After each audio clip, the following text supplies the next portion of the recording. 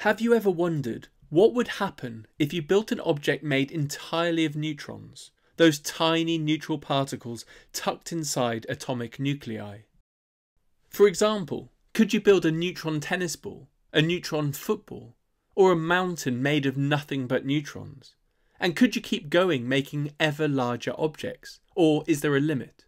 Well, as is often the case in physics, it turns out that the answer is equal parts subtle and marvellous. And understanding why takes us deep into the heart of quantum mechanics, nuclear forces, and gravity. This is a story where imagination and reality collide, where space-time bends and the familiar laws of physics are stretched to their limits, where quantum principles clash with gravity on a cosmic scale, and something extraordinary emerges from the wreckage. So if you're ready, buckle up and enjoy the ride. Our story begins with a simple question. What exactly is a neutron? Well, as you probably know, at the centre of an atom lies the atomic nucleus. Neutrons are tiny neutrally charged particles that are found inside the nucleus, right alongside positively charged protons. And because neutrons carry no electric charge, they don't electrically repel or attract one another. They don't even electrically push or pull on the protons that they sit next to. But if neutrons don't electrically push or pull on anything, then what's their purpose? What do they actually do? Well, it turns out they play a vital role in holding the nucleus together, and this will be crucial to our story. To understand why, we need to first consider what's happening with the protons inside the nucleus. And unlike neutrons, protons are positively charged, which means they repel each other constantly. Imagine two protons sitting 1 femtometer apart. That's a typical separation inside a nucleus, equal to about 1 × 10 to the minus 15 meters. We can calculate the repulsive force between these two protons using Coulomb's law, which states that the force between two charges Q1 and Q2 is proportional to the product of the charges and inversely proportional to the square of the distance between them, r squared. Here, epsilon naught is the permittivity of free space. In the case of the two protons, both Q1 and Q2 are equal to E, which is the fundamental unit of charge. And therefore our force equation takes the following form. And if we then plug in the numbers for the charge and distance, we find a force of roughly 230 newtons. Now, this might not sound like a very large force, but remember that this force is acting at a scale of 1 femtometer between two tiny little protons. It's immense. 230 newtons is equivalent to the weight of a 23 kilogram object on Earth. For example, imagine holding a fully loaded large suitcase ready for international travel at arm's length. So when two protons are just 1 femtometer apart, they're pushing on each other with the same force it takes to hold up that suitcase with one arm. That is a colossal repulsive force. So, given the strength of repulsion between protons, why don't atomic nuclei just fly apart? There must be something holding them together. Maybe it's gravity. After all, gravity is an attractive force that acts between any objects with mass, and protons and neutrons both have mass. So let's check whether this is possible. If we again consider our two protons separated by a distance of 1 femtometer, then we can use Newton's famous universal law of gravitation to estimate the gravitational attraction between the two protons. In this equation, m1 and m2 refer to the masses of our two objects, r represents the separation, and g is Newton's gravitational constant. In the case of two protons, both have a mass of approximately 1.67 times 10 to the minus 27 kilograms, and so if we plug in the numbers, we find a gravitational force of roughly 1.87 times 10 to the minus 34 newtons. Now, that's not just small, it's utterly negligible. If we compare with the electrical repulsive force between the two protons that we calculated earlier, and calculate the ratio of electrostatic to gravitational force, we see that the electrostatic repulsive force is greater than the gravitational force by a factor of more than 10 to the power of 36. If that doesn't immediately whack you in the face, then try writing out the number by hand. So it's clearly not gravity holding the nucleus together. It's just far, far too weak. And this brings us back to the neutrons, because there is a force strong enough to overcome all that repulsion, a force that acts between all nucleons, protons and protons, protons and neutrons, neutrons and neutrons. And it's called the strong nuclear force, and it's around 100 times stronger than the electromagnetic force, but only at extremely short distances. Unlike gravity or electromagnetism, which act over long ranges, the strong force is strictly local. It only operates between immediate neighbours, and this limitation has important consequences. Let's consider a large nucleus where the red spheres represent protons and the blue spheres represent neutrons. If we then focus in on one of the protons, then due to the short-range nature of the strong nuclear force, this proton will only be significantly affected by protons and neutrons that are neighbouring it. And this can be seen clearly in the diagram, where those nucleons surrounding the proton have been highlighted, and the proton is only tightly bound by these nucleons. Likewise, if we focus on a different proton, it too will only be tightly held by its neighbouring protons and neutrons. And the same is true for any proton that we zoom in on. It only experiences a significant binding from the strong force due to its immediate neighbours. Contrast that with the electrostatic repulsive force, which is a long-range force, meaning that two protons on the opposite side of the nucleus can still exert a repulsive influence on each other. And this is a crucial point. Because if we consider a single proton, then this proton will only be bound by the strong nuclear force due to the surrounding nucleons.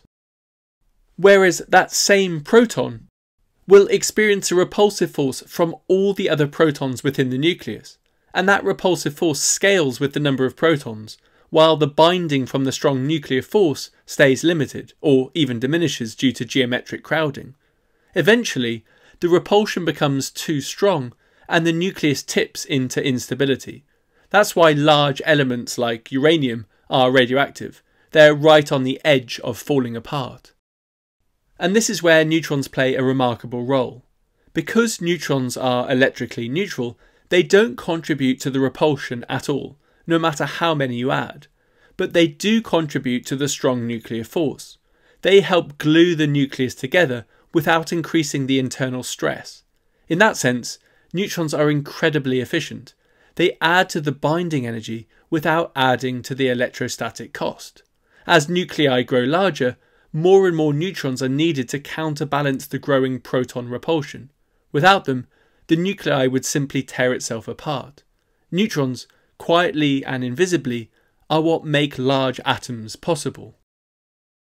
So it would seem that these magical neutrons are the perfect building blocks. You can just keep adding them, and they strengthen the nucleus via the strong nuclear force without contributing any repulsive pushback. No charge, no conflict, just pure binding. It starts to look like there's no limit to how large an object you could build just from neutrons alone. They seem perfect for the job. But this is where quantum mechanics slams the door shut. You see, neutrons are fermions, particles named after the Italian physicist Enrico Fermi. And the thing about fermions is that no two fermions can occupy the same quantum state at the same time. This rule is known as the Pauli exclusion principle. Now, when we apply this to a nucleus, it means neutrons are forced to occupy distinct energy levels. They can't all just pile into the lowest one. In fact, you can fit two neutrons into that lowest level, one with spin up and one with spin down. But the next pair must move to the next highest level, and so on and so forth. It's a bit like hotel guests filling the lowest floors first, then moving up as rooms run out. As you keep adding neutrons, the lower levels fill up, and new arrivals are pushed into higher and higher energy states. Their average energy increases, and eventually it becomes too much. Once that energy exceeds the binding energy holding them in place, the strong force can no longer contain them, and neutrons start to escape. So in a very real sense, it appears as if quantum mechanics builds in a limit to how many neutrons you can keep piling together. To summarise, when dealing with a nucleus, too many protons and electrostatic repulsion dominates, but too many neutrons and Pauli's exclusion principle drives up the energy too high. But here's the twist. What if we didn't rely on the strong force to hold neutrons together? What if we packed so many of them into a single object at nuclear densities that gravity itself finally got strong enough to take over? That might sound implausible, given that we've already seen how weak gravity is compared to other fundamental forces, but if we could gather enough neutrons together, then perhaps their combined mass could begin to make gravity matter. So the key question becomes, how massive would a collection of neutrons need to be at nuclear density for gravity alone to keep them bound together? To get an initial estimate, we'll use a beautifully simple back-of-the-envelope argument due to Bernard Schutz from his book Gravity from the Ground Up, that only requires high school mathematics. It's a remarkably effective way to cut through the complexity and arrive at an answer that's strikingly close to what general relativity predicts. Let's begin with something that is experimentally very well established. In a typical atomic nucleus, it takes about 8 megaelectronvolts of energy to remove a nucleon, whether a proton or a neutron. This is the average binding energy per nucleon. Now here's the clever step. We can convert that escape energy into an escape velocity. To do this, we assume that a neutron would need this much kinetic energy to escape, and we then apply the classical kinetic energy equation, half mv squared. And if we then rearrange this for velocity, we find that the escape velocity will be equal to the square root of 2e divided by m. Now, an energy of 8 megaelectronvolts is equivalent to about 1.28 times 10 to the minus 12 joules, and the mass of a neutron is roughly equal to 1.67 times 10 to the minus 27 kilograms. If we plug those values into our escape velocity equation, the equation gives a value of 3.92 times 10 to the 7 meters per second. That's over 10% the speed of light. Okay, so now we have an estimate for the escape velocity required, so that leads to a natural question. How massive would an object made entirely of neutrons, packed at nuclear density, need to be so that its gravitational escape velocity is this high? Or to put it another way, what mass would create such strong gravitational binding so that even a neutron with 8 megaelectronvolts of kinetic energy, enough to escape a typical nucleus, would still be trapped? If such an object exists, it would no longer rely on the strong nuclear force to stay together. It would now be bound together by gravity. And that, fundamentally, is what defines a neutron star. A stellar corpse so dense, so massive, that even individual neutrons are locked in place by gravity alone. An object made almost entirely of neutrons, held together not by the strong force, but by the crushing grip of its own gravitational field. And here's the astonishing part. We can estimate the minimum mass needed to create such an object using nothing more than Newtonian physics. And the strategy is simple. As we've already established, such an object must be massive enough at nuclear density such that its escape velocity is greater than about 3.9 times 10 to the 7 meters per second, the velocity a neutron would need to escape if it had 8 megaelectronvolts of kinetic energy. Now, for a spherical object of mass m and radius r, the escape velocity from the surface is equal to the square root of 2gm divided by r, where g is Newton's gravitational constant. Because we're imagining the object is made entirely of neutrons packed at nuclear density, we can use the equation for density, which is simply equal to the mass divided by the volume. And assuming a sphere of radius r, the volume of the sphere is equal to 4/3 pi r cubed. And so our density equation takes the following form. If we then rearrange this expression for the radius, we find the following result. The next step is to substitute this expression for r back into the escape velocity equation, and we find the following result. Then, after a bit of simplifying and combining of terms, we end up with the following simplified expression. Now, this is a powerful result. It tells us how the escape velocity of a neutron star depends on its mass and its density, and we're assuming that density is constant and equal to the typical nuclear value. And it makes sense. For a constant density object, we see that the escape velocity scales with the third power of mass. The more massive an object, the higher the escape velocity, which makes sense since higher mass means higher gravitational attraction at the surface. Okay, so we now want to use this equation to find out the mass that would give an escape velocity of at least 3.92 times 10 to the 7 meters per second. That's the speed we said a neutron would need in order to escape. To do this, we rearrange our equation for m, and if we then plug in the value for the escape velocity, along with the typical density of a nucleus and Newton's gravitational constant, we find an estimate for the minimum mass of 3.9 times 10 to the 28 kilograms. And if we compare this with the mass of our Sun, we see that this calculated minimum mass is approximately 0.02 times the mass of the Sun.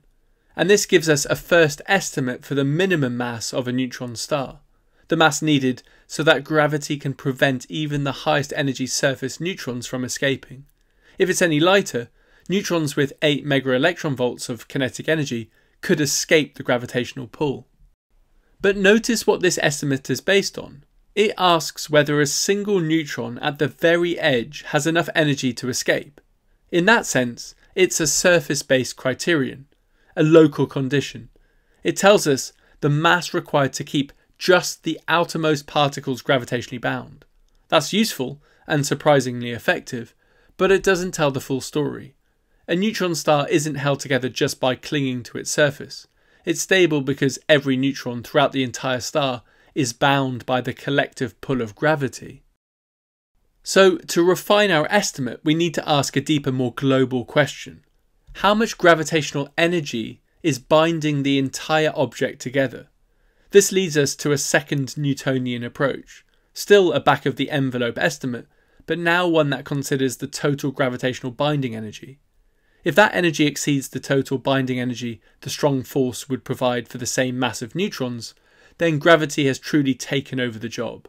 So, we're still working within Newtonian physics, but improving our estimate by shifting from a surface escape argument to a whole object energy balance. So let's see where this takes us. First, we need to understand the idea of gravitational binding energy. This is the total energy you'd have to supply to completely pull apart an object that's held together by gravity. Not just a single particle, but the entire system. For a spherical object of mass m and radius r, assuming uniform density, the total gravitational binding energy is given by 3/5 times g(m²/r). This tells us how much energy it takes to tear apart a self-gravitating object layer by layer, and it can be calculated using simple integral calculus. The factor of 3/5 isn't arbitrary or a guess. It comes from integrating the gravitational potential energy over all the concentric shells that make up the object. Now, just like before, we're assuming that the object is made of neutrons packed at nuclear density.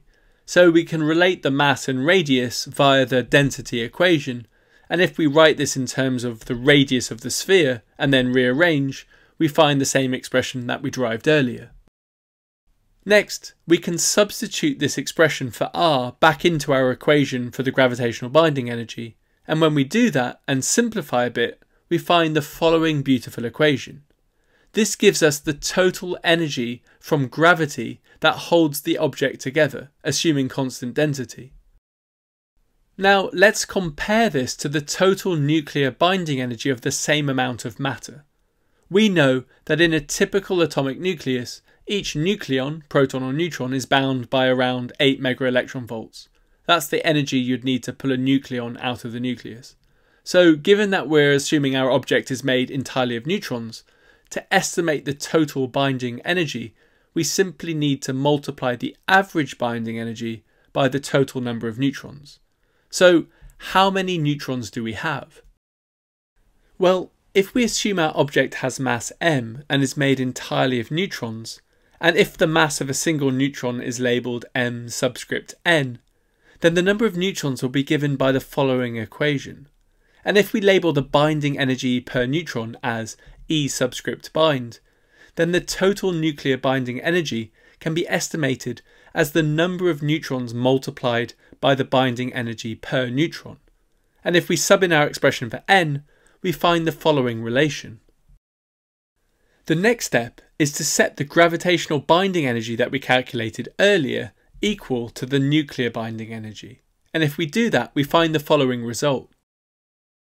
If we then rearrange and solve for m, then after a bit of work and simplification, we find the following remarkably simple result as our new estimate for the minimum mass of our gravitationally bound neutron sphere.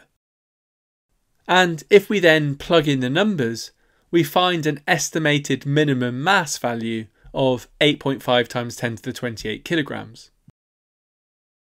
And this now corresponds to approximately 0.043 solar masses, which is over twice our previous estimate. And that makes sense. This approach considers the total energy needed to unbind the entire object, not just whether one neutron at the surface can escape. It's a more global and arguably more complete calculation. Still, it's a Newtonian estimate, and while our back of the envelope method brings us surprisingly close, it's not the full story. This is where general relativity becomes essential.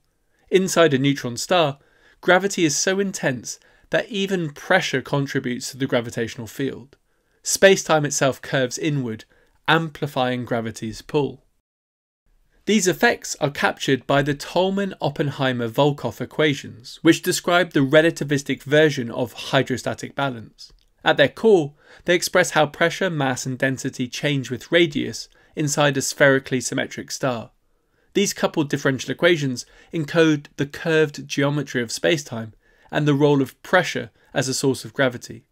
Solving them for a given equation of state, that is, a relationship between pressure and density, reveals the internal structure of a relativistic star like a neutron star.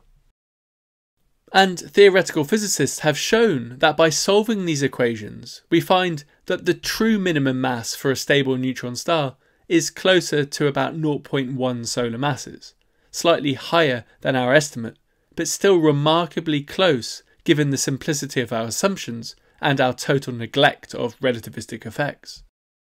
And considering we use such a crude back-of-the-envelope Newtonian approach, stretching from the mass of a single neutron, around 10 to the minus 27 kilograms, all the way up to the mass of a neutron star, about 10 to the 28 kilograms, that's a range of more than 55 orders of magnitude. To land within a factor of 2 is pretty incredible. It shows just how powerful physical intuition can be, and how, with nothing more than simple mathematical tools, we can begin to explore some of the most extreme objects in the universe. Okay, so we've now estimated the minimum mass required to gravitationally bind a collection of neutrons together.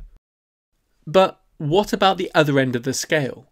What's the maximum mass a neutron star can have? Well, that limit comes from a different kind of balance. Gravity pulling inwards versus neutron degeneracy pressure pushing outwards. Neutrons, like electrons, are fermions, and as we've already noted, the Pauli exclusion principle forbids them from occupying the same quantum state. When squeezed together, this generates an immense outward pressure, but it has a limit. As the mass increases, gravity grows stronger, and eventually it overpowers even this neutron degeneracy pressure.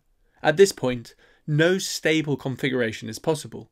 The star can no longer support itself, and it will collapse into a black hole. When general relativity is taken into account, this tipping point, known as the Tolman-Oppenheimer-Volkoff limit, is estimated to lie somewhere between 2.2 and 2.9 solar masses, depending on the exact equation of state. In other words, that's the absolute upper mass limit a neutron star can have before collapsing under its own gravity.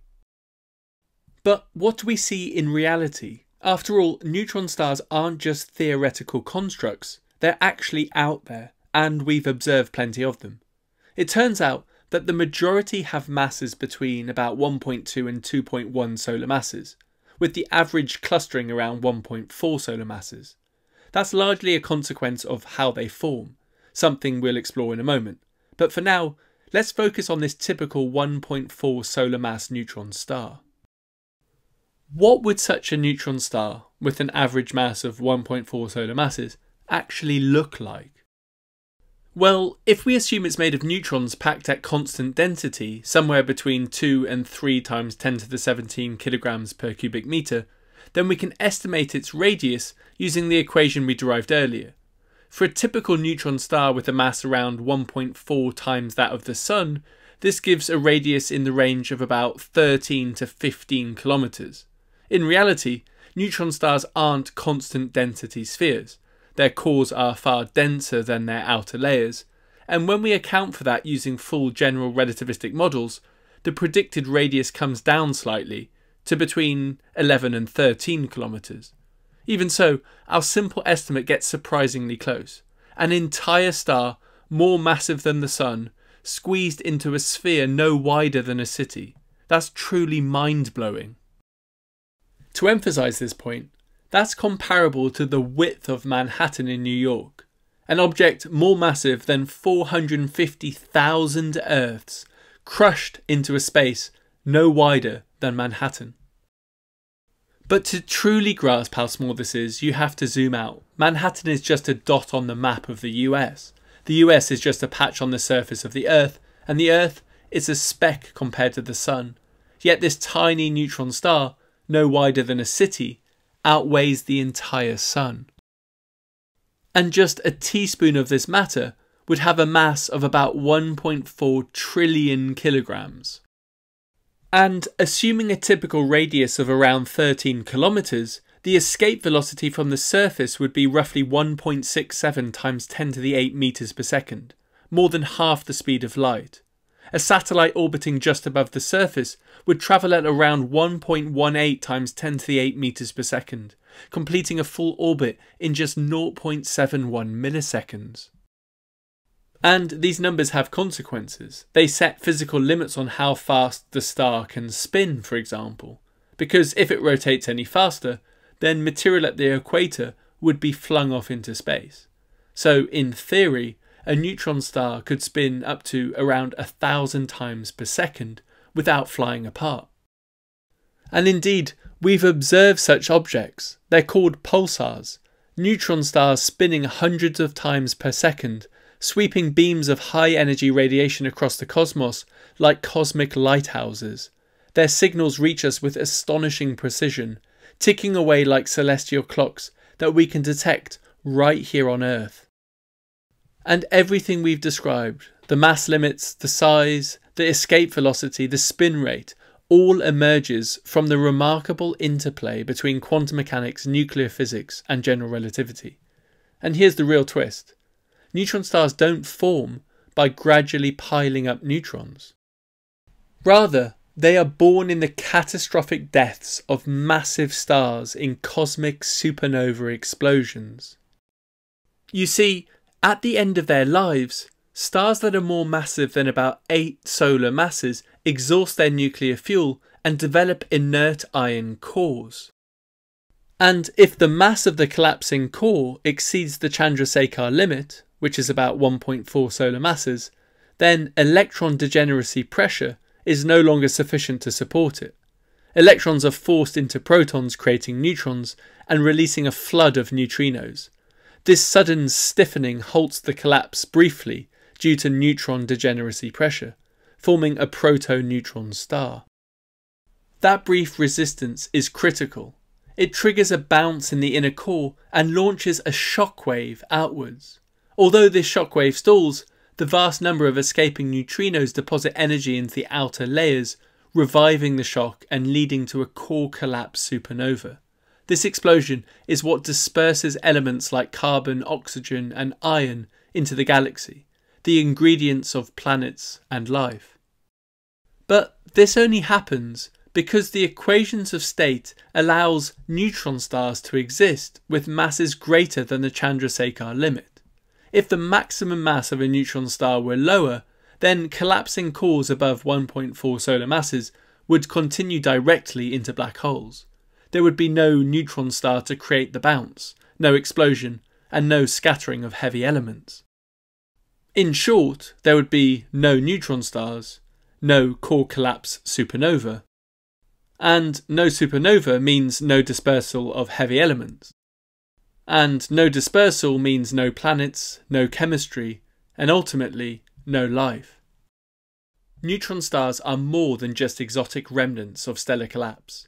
They are essential actors in the cosmic story that led to us. Our very existence is bound to the most extreme and violent processes in the universe, and somehow that's beautiful. So what happens if you keep adding neutrons? Well, stack enough and gravity takes over and you get a neutron star. Stack too many and not even neutron degeneracy pressure can resist the crushing pull of gravity, and a black hole forms. But the incredible thing about our universe is that in the narrow window between too little and too much, something remarkable happens. Stars explode, elements scatter, and planets and people can form. So thank you for watching, and until next time, goodbye. And as always, a massive thank you to all my patrons, and a special shout out to the following who have been incredibly generous with their support. Thank you so much. I couldn't do it without you.